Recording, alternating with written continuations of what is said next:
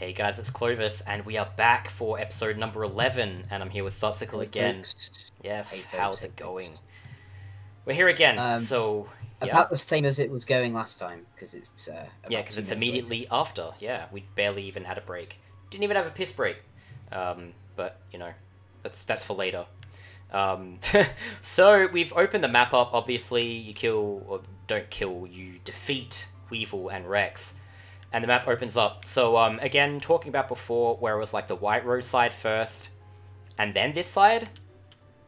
It's kind of intentional where this is just like a more open, kind of sandboxy campaign where you already have an experienced deck and you can just kind of go wherever you want. The map opens up nicely. So we're probably going to do... I think, yeah, we agreed to do Darkness Ruler, but you do have options. Like, if you have stuff strong on Wasteland, you can go to Necromancer. He has a way higher deck cost than he used to, purely because, well, who the fuck wants to edit their deck down to, like, 700 deck cost to duel this guy? Like, it's just stupid. You also have Pegasus, of course, we'll get to eventually. And, of course, you'll notice even Keith, like, these guys all have pretty high deck cost, like, Yugi level deck cost, so, they have a lot more strong cards. Yeah, I think we duel Darkness Ruler, so we can talk about this guy, because he's not bad, isn't he? He's a pretty good duel. Oh, I love this fight. It's I great. think this is one of our best One of the fights best, for sure. we've done. For a few reasons, I'd say, but we've had a lot of people complain about him in a good way. When someone says something's hard and they hate it, that's when you know you've succeeded. So yeah, without further ado... Oh, wait, quickly. Like, you know, they all have these texture on them, like, for their terrain, right? And they're all, like, a unique texture, but this one is literally just the image of Yami. I don't know if you ever noticed that. Yeah, kind of cute. It's kind of strange, like, it's not the black and red tile, it's just the actual image. Alright, Darkness Ruler, because this is before they called him Panic. He was Player Killer of Darkness in the Japanese version. So edgy, man. So edgy. Look at the map! Do you actually want to explain the map? Because I think you know exactly what's going on in this map. We're trapped. It's a reference to the anime, really, isn't it? Yeah, that's exactly what it is. So yeah, Yugi, in the anime, I don't know, he gets his, like, ankle shackled into, like, the torture thing or whatever, and he's just kind of stuck there. And at the opposite end, there was the Castle of Dark Illusions. I think this leader was, like, a no-brainer, because in the duel, you have this guy chilling in the darkness, and then all of his other fiends come out. So yeah. It's weird, like, I can kind of understand when people are like, why isn't the deck leader, like, their favorite monster, like King of Yami Makai or whatever, but it's like, the idea that the deck master is kind of like this supporting monster, supporting all the ace monsters on the field, I think is just way more cool and thematic, and let's be real, Castle of Dark Illusions is fucking cool. So... Oh, yeah. You can see, again, he has our stained glass window, because it's just the fiend one for the White Rose side. I haven't actually looked at our new stained glass window, have we? There it is. Yep. We have, remember? Because I pointed out it has... Yeah, it has the Karibo alternate art for whatever reason, which isn't even available in the game, which is, yeah, very, very funny. But yeah, very deliberate, like, game design choices. It's, apart from one starter deck, it's very, very difficult to get, like, labyrinth-piercing terrain that will change it to normal, so 9 out of 10 times in this duel, people are going to be stuck and not really be able to leave, which is exactly what we want it to be, because every other duel you can move around freely, but this one's like, nope. So yeah. Alright, cool, right off the bat. Yeah, right off the bat, we've got, like, our best combination, actually. I feel like fruitlessly... Shadow Spelled or something? Yeah, I was thinking, like, we fruitlessly rushed towards him, but, maybe we shouldn't. I think Reaper of the Cards is going to pay off this duel. Oh, yeah. I would have saved my Malevolent Nuzzler for Reaper of the Cards. Yeah, perhaps I should have. Although, I want to, like, kind of create a good start before this guy overwhelms me. Also, yeah, the Forest. To contrast, like, you can kind of bait some of his monsters onto the Forest and kill them if that's your jam. I'm probably not going to do that, though. But yeah, it's basically... Yeah, you're just kind of locked in, he'll just play a bunch of stuff, and it's kind of cancerous because you can't really attack him from over here without, like, you know, he's just got all these trap cards, so... Is this guy still Panic KO, right? No, this is actually Deckmaster K AI. If this was Panic AI, Ah. it would behave a lot like Marco, I think, because even though it's a different side, I think if there's like certain labyrinth tiles or the field's different, he may not move. But ultimately, Panic actually isn't good about playing his cards. Actually, this is news. No one else seems to know this except GMS just told me this yesterday. His Mask of Darkness call is bugged, so I couldn't even give him that card with Panic AI. I didn't give him that card for Deckmaster K, but Deckmaster K can use it. But the reason I give decks like Shardy and this guy Deckmaster K is purely because they will always play nature effect cards and face up defense position. And this guy has... That's right, for the Castle of Dark Illusions, for sure. Yep, and one other card which you may or may not remember this guy has. Ooh, it's escaping me. Yeah, it is a Fiend, obviously. Face I up... can't wait to find out.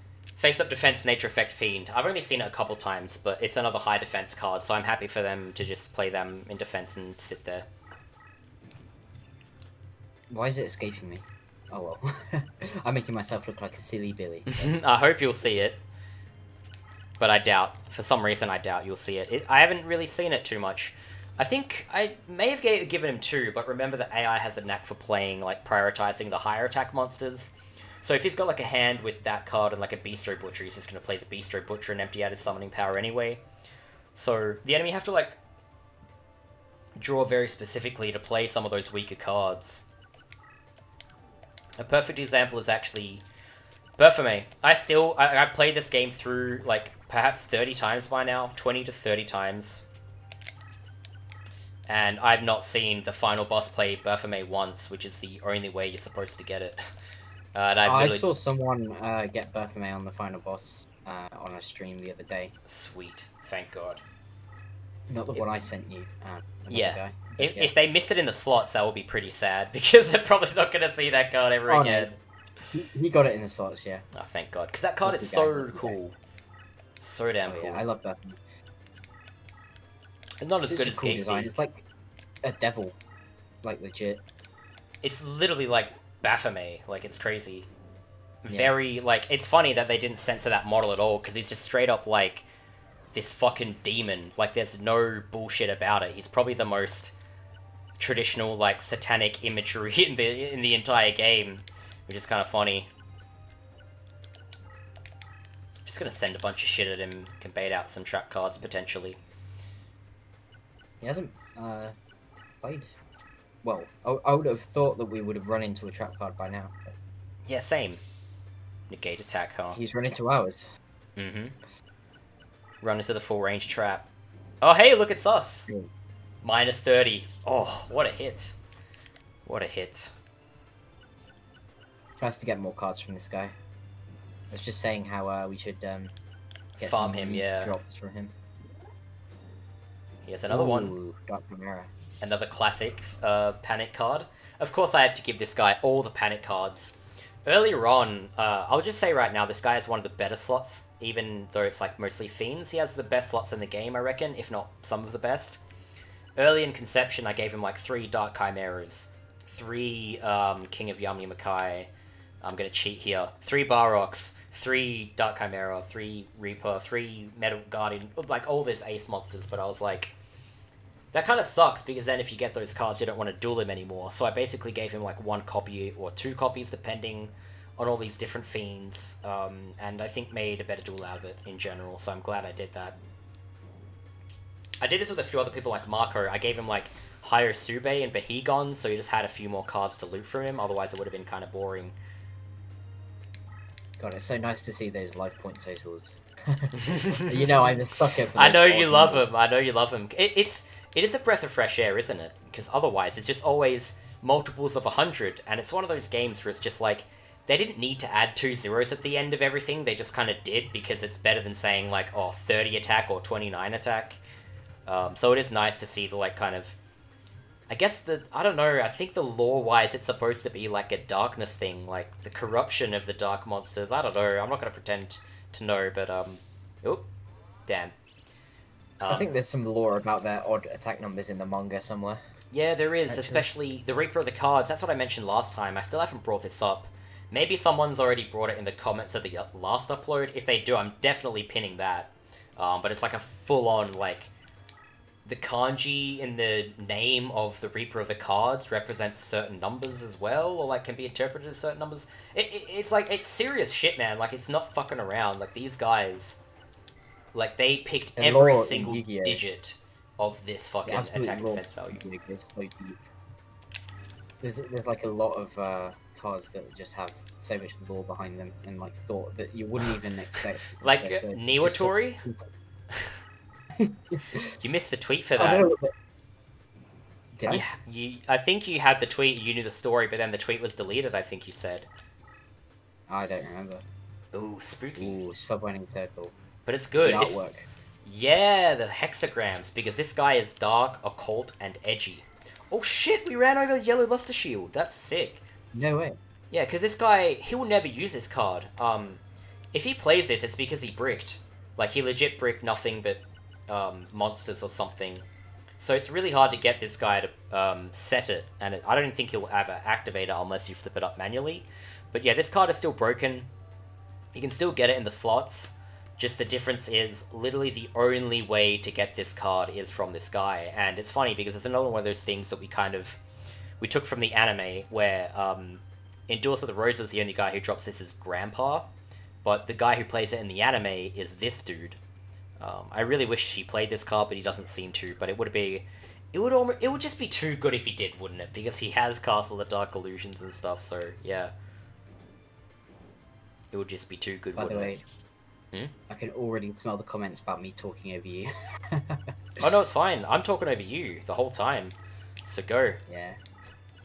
For those of you who don't know, I'm not Australian, and he is. We are using the Australia server, so the ping is quite bad. But we're making the best of it. Ooh, I actually kind of want that card, but I don't think I'll be able to kill it. Dragon Seeker. Yeah. This is one of those traditional, like, password cards when you first played the game. Shout out to, like, 2003 when you were looking on the cheat websites for passwords and you saw this and you're like, yeah, 2000 attack fiend. But, yeah, we made this obtainable in the slots and not obtainable by any other means. So it's another one of those cards where it's like, you have to, first of all, be good enough to defeat this guy. Second, have him play this. Third, have it sent to the graveyard. And then fourth, get it in the graveyard slots. Which also means it can't be, it has to be within the first 16 cards that are sent to the graveyard. So a lot of these things, it's like, why would you let people gain this card? Like, it's kind of strong, but it's really not. Like, it's just a 2000 attack 6-star summoning level, and it's like, 500 points against Dragon, it's like, who cares? Like, who cares, honestly? It's kind of cool for a player if they beat over something, but it's not, it doesn't break the game. So yeah. Oh, shit. Ooh. Unfortunate. Yeah, that is a scary that card is so bad in the TCG. It is, yeah. Do you want to explain the effect? I forget the effect off the top of my head. It's terrible. I think when you do battle damage with this, the opponent draws 2 cards, which, you know, back then that was considered like a positive effect, like you milling the enemy deck, but now it's like, you literally just play Pot of Greed for the enemy, like it's so stupidly broken. Oh no, that was never a good effect. Nah, definitely not. So I'm going to revive Acid Trap Hole because it doesn't revive, it doesn't show up in the graveyard slot still. So if I revive the other ones, I'm just taking out like a card I could farm. But this one is actually quite useful.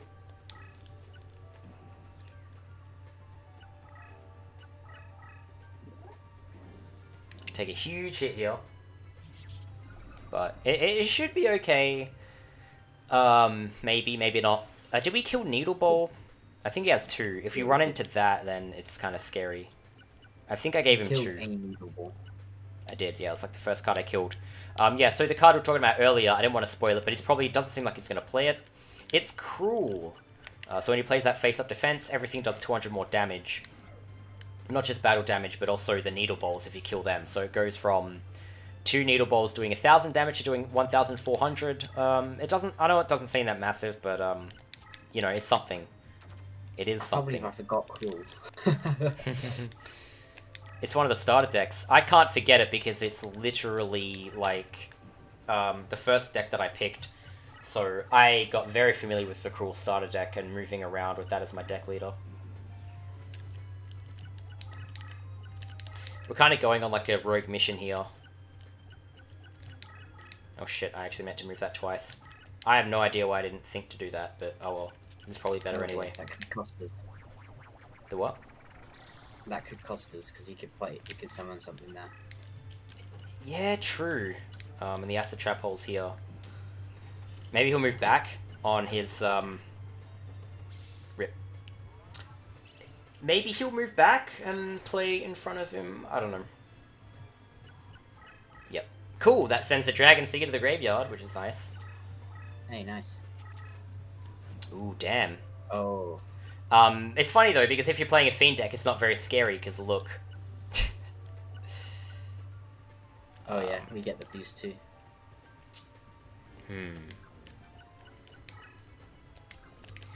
I don't know. I feel like I should make a play, but it's very, very scary. Very scary. I'm just going to defend with this. If he whips out a Summon Skull, I'm going to regret it.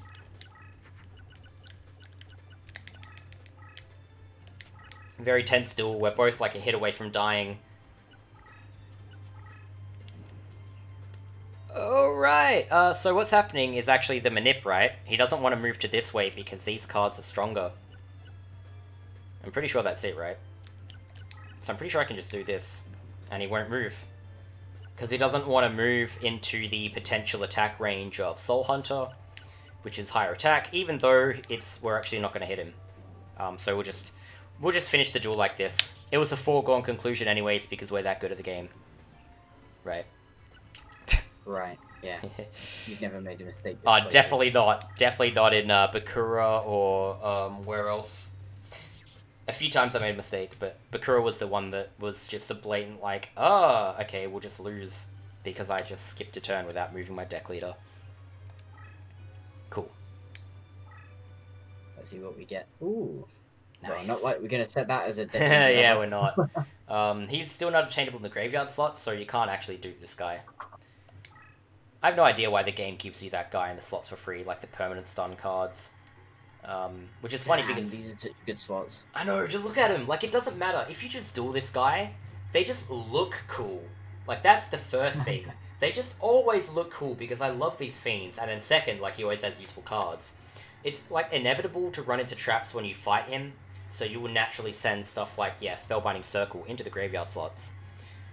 This is one of those few times where it's like, I actually want to get separate cards rather than a 3 in a row. That's okay. No, I didn't want that. Let's try and get... Well, that's not bad. I did want Spellbinding Circle from the get-go, to be honest, and I didn't want Reaper of the Cards at all. I'm happy with this.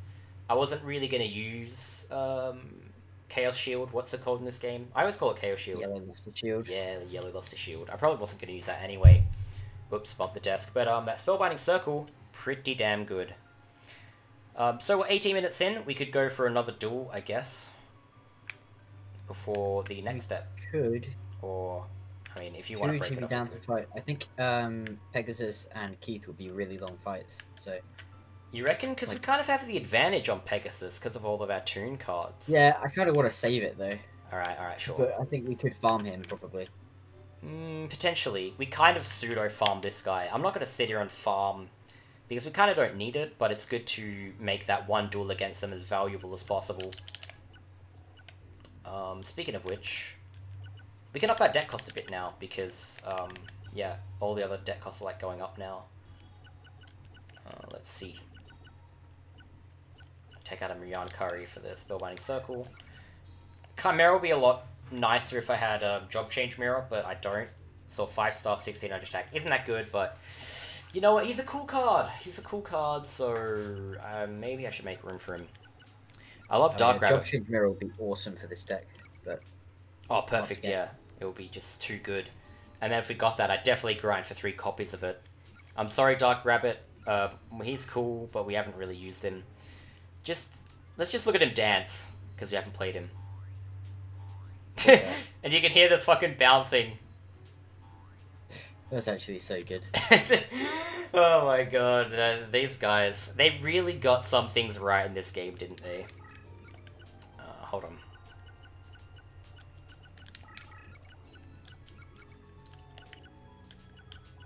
Do I even have anything else here that's useful? Not really.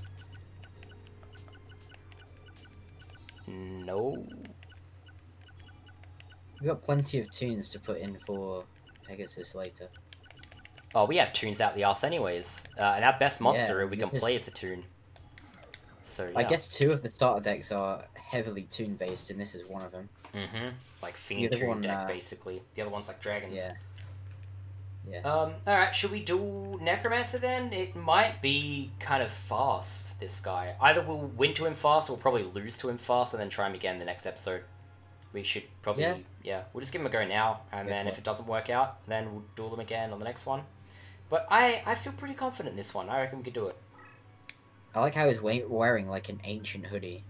Like, this game is set in 1480, but he's wearing, like, a hoodie. No, that's his hair.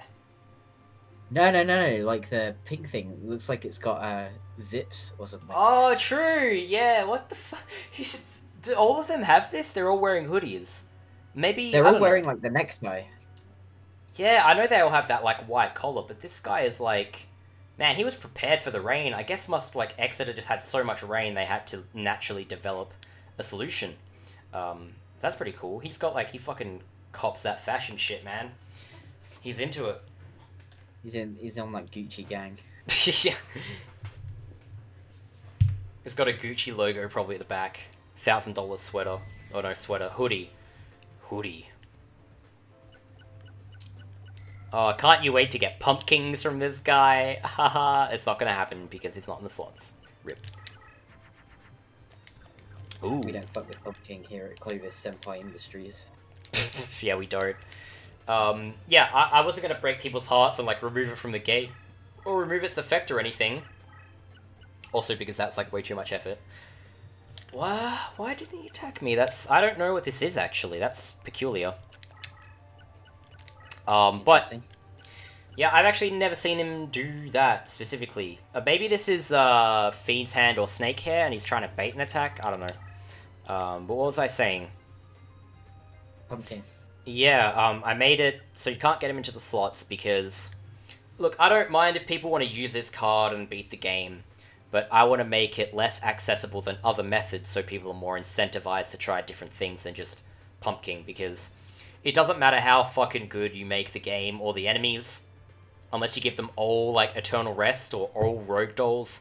Pumpkin's always going to be a really strong strategy in PvE, but it's also really boring, and I want people to try, like, different things in the game than just Pumpkin spam, which has worked. It's very difficult to get this card, actually, for multiple reasons. Like, if you start with a plant or a zombie deck, then you have to reincarnate the zombie or plant respectively to make this, and then even then you can't get a solid copy until you reincarnate for it, so pretty difficult. But yeah.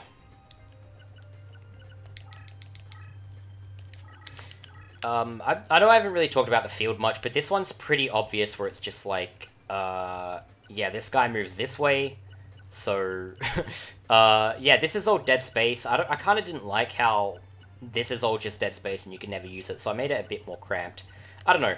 I always compare maps to other maps, and I'm like, what have I not done? How can I make this map stand out and be unique? And even if it's kind of boring or featureless, it's better than just having all these open maps like the base game has, which kind of sucks. Alright then. Zombie. That's really interesting. I have no idea why I didn't attack our Tears of the Mermaid straight away, but oh well. Yeah, peculiar. Very peculiar. Could be a trap card behind that, so kind of scary. So many clowns. Yeah, Clown City. It feels like I'm speedrunning the game. Look at this. We got 2,000. Oh no, he's not. Alright, that's kind of... Yeah, I think there's going to be an easy win, because this guy just kind of doesn't understand what a threat is. Yeah, I really feel like this guy is one of the weakest duels in the game by no fault other than just his... I don't know, because, like, oh, I really didn't want to give this guy Deckmaster K, because then he would never, ever, ever attack with Pumpkin, and it would just make for a sad duel. So, I don't know, I kind of hope that people would just... If they didn't have anything strong on Wasteland, they'd get completely screwed by him. Luckily, we have Clown Zombie. Which isn't even like that strong. It's just It's not. It's really not. the movement boost. Yeah, the movement boost plus the dark energy to make it over 2,000 attack makes it a bit of a threat here. And we've got negate attack to protect us, so yeah, we're fine. We're just gonna. Really? He didn't. Why didn't he flip up and attack us there? I'm gonna see what this is. Oh, that's why. Was it a Monster Reborn or a Call the Haunted? Yeah, Call the Haunted. Sweet, actually. That's pretty good loot. Oh, yeah. Again, I'm very deliberate and peculiar with this sort of stuff. I made sure that the only way to get Call the Haunted is from this guy, from his graveyard slots, and then, of course, you can dupe it, but, very powerful card. It's still one deck cost because, you know, I don't like to fuck with things too much. Like, it's like, if I couldn't really figure out if I wanted this to be like 5 or 10 or 15 or 20 or 25. Like, it's just one of those cards that, so I just kind of made it 1. I could have even made it 30, but I just kept it at 1.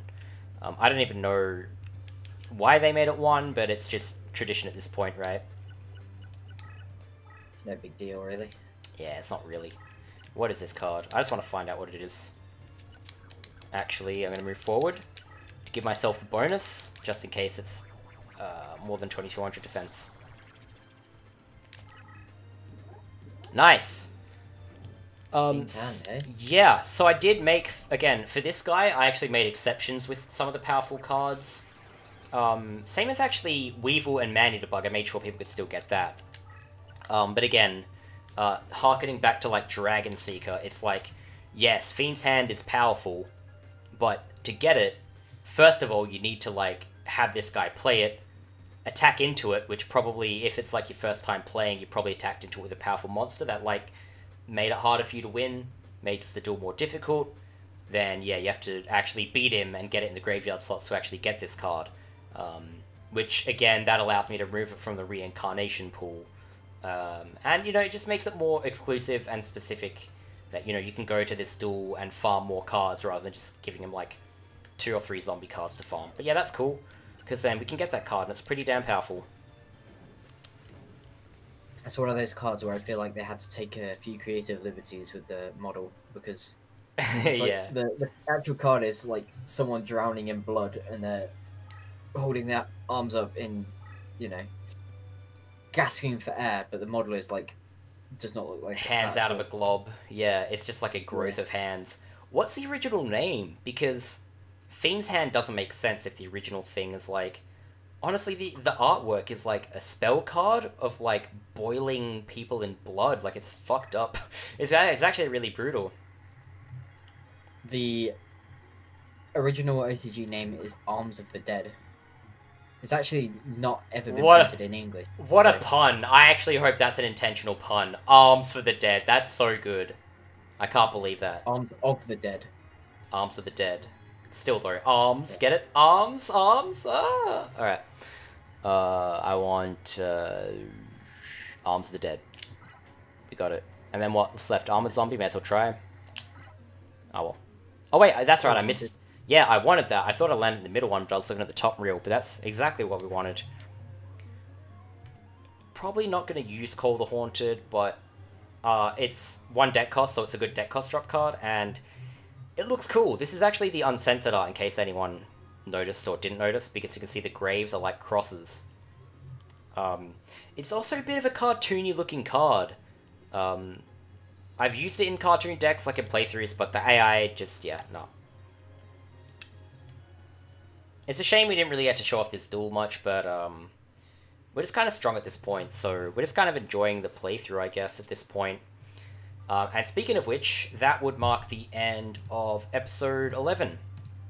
So yeah, thanks everyone for tuning in once again. Yeah, you said that fight would either be really slow or really quick win or really quick loss. So we got a really quick win, I guess. Thank God. Otherwise, this guy would have beaten us with like 3,700 attack, like Great Mammoth of Gold Fiends, and we would have attacked into like a Gravity Bind or something. I don't know. It would have been crazy. Anyways, that fight can go either way. All right. Thanks for watching. Yeah, thanks for watching, guys. I'll see you guys in the next episode. Bye bye.